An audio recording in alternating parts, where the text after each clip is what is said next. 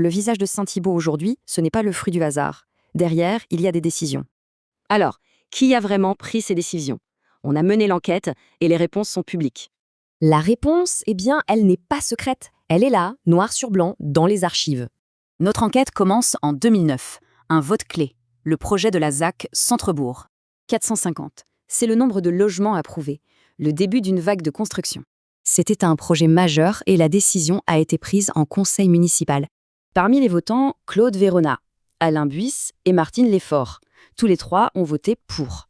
Faisons un bond en 2015. Le plan local d'urbanisme est révisé avec de grosses conséquences. Le projet de la ZAC est étendu.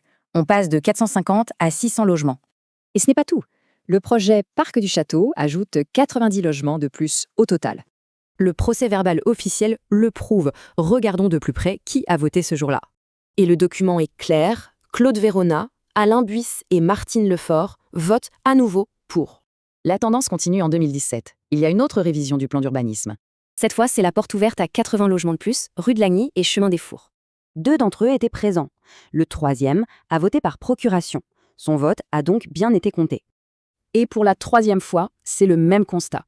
Verona, Buisse, Lefort, tous votent pour. On arrive en 2019 et là, un projet immobilier personnel fait son apparition.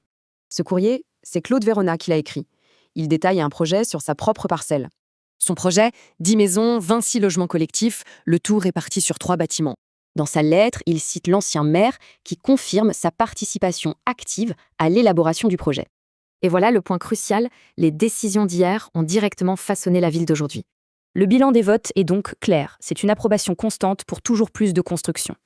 Attention, ce ne sont pas des opinions, ce sont des faits, documentés et accessibles en mairie.